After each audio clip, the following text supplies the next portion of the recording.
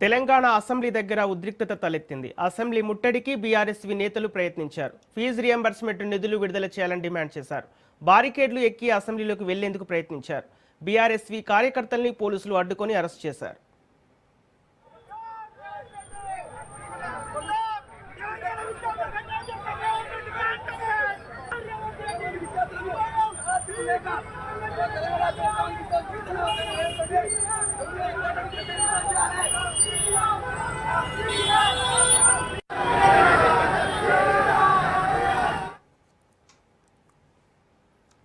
Telangana assembly దగ్గర ఉద్రిక్తత తలెత్తింది. అసెంబ్లీ ముట్టడికి బీఆర్ఎస్వి నేతలు ప్రయత్నించారు. ఫీజు రియంబర్స్మెంట్ నిధులు విడుదల చేయాలని డిమాండ్ చేశారు.